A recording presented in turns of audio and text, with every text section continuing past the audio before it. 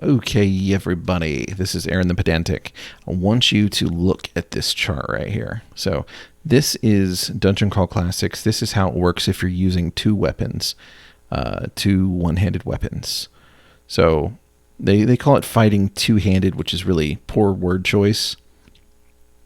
But yeah, so here is the rub.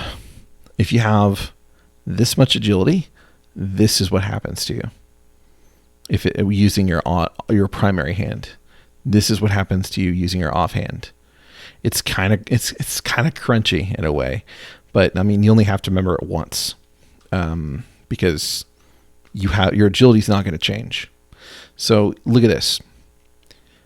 If you have 8 or less, then you are 3 dice down. That means you go from a D20 down to a D16, down to a D14, down to a D12. So you attack with a D12 and a D10. That's terrible, awful, and you cannot crit. You get a little bit better between 9 and 11, a little bit better between 12 and 15, and then if you have 16 or higher agility, basically you roll a D16 for both, and you can crit on a primary attack, but it also has to beat their AC. It's not an automatic hit. So here's the thing. The reason I'm going over this is because we are talking about the halfling. So the halfling is your dual wielding specialist. So they get to ignore the regular rules. Pretty cool, right? So they don't have to have agility 16. If they do, that's cool. But otherwise, they get to pretend that they are better than everyone else with 2 weapons, which is pretty cool. So here's the thing. You roll D16s. So this is your action die. Instead of a D20, you use a D16 whenever you're using two weapons. And then you get to roll another one. So that starts all the way from the first level. So at first level, you're getting to roll 2 attacks at a lower die, but because it's a lower die and you crit on a nat 16, you are more likely to crit than most other classes. So that's pretty cool. And that is for both your primary and your offhand attack. You can crit. You fumble only on 2 ones. So that means you have to roll 2 nat 1s when you're doing two weapon fighting in order to fumble. So there's really not much good reason to not wear armor whenever you're expecting to fight, and you're not even thinking of hiding. And I mean, if you have more than 16 agility, you get to use the regular rules. I mean, that doesn't really mean anything, but that's just guidance there. So already you're a decent fighter. So your crit table is crit table 3. Crit table 3 is for clerics, for halflings, for dwarves at low level, and for warriors at low level. So crit table 3 is not bad. You start at a D8 crit die. Of course, it gets higher. So you're a pretty decent fighter. You only get a D6 of hit points, though, which is average. Same as the elf. Same as most things, for the most part. Not as much as the cleric. But it's not bad. It's not bad. Better than the wizard. You are going to have less speed because you're a short little dude, but because you're small, you can squeeze in smaller spaces. You also have infravision up to 30 feet. You are also lucky. So the lucky thing is kind of interesting. So if you remember, the thief gets a luck die. So they can roll a die every time that they spend 1 point of luck.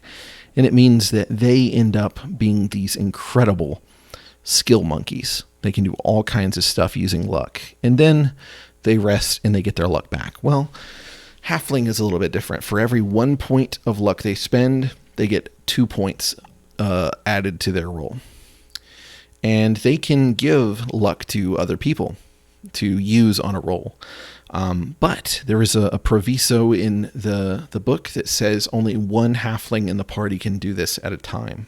It's very weird. I don't know if I like it. I haven't had more than one halfling. I'm assuming that maybe whenever they were doing play testing, it worked fine with one halfling, but whenever you involve more than one, it gets stupid, which is possible, but it seems kind of punitive.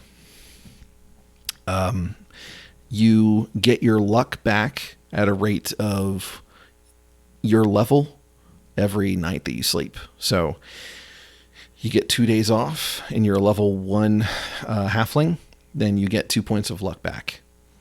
So it's very, very simple. Your stealth. So you get a stealth bonus. And so notice that it's stealth. It's not move silently, and it's not hide in shadows. So it's combined, and you just, whenever you're rolling to hide, you just roll d20, add the bonus. Very simple.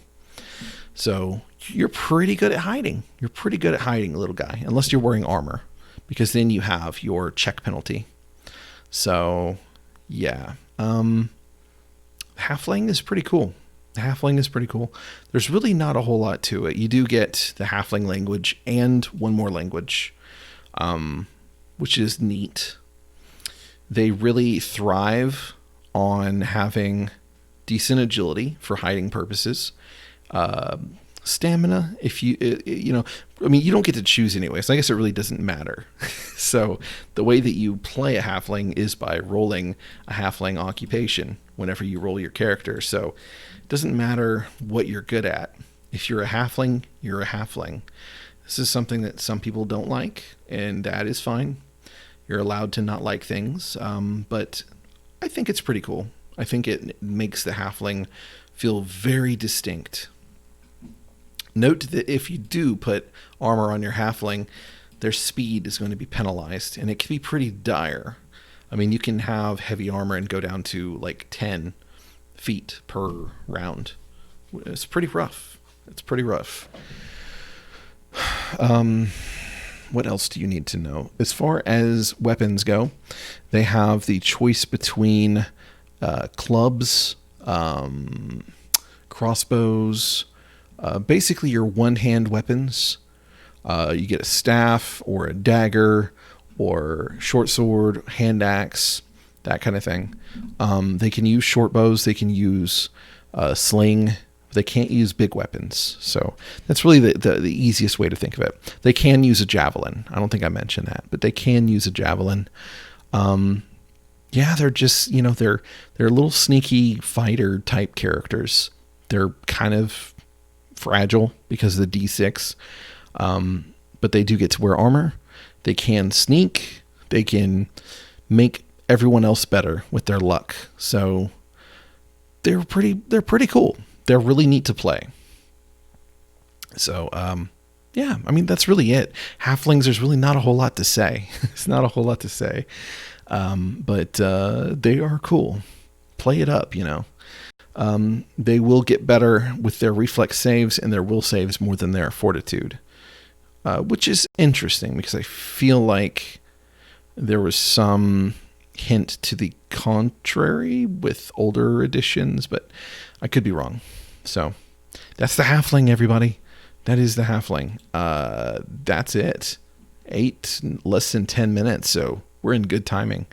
So that actually completes the class videos. I really don't have anything to say more, and I feel kind of weird because it's such a short video. But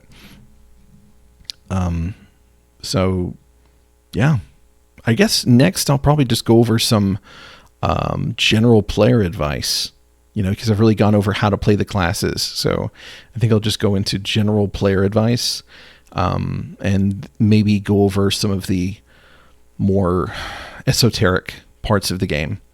So I guess maybe it'll be the advanced players video. So anyway, that's it for today. Have an awesome week.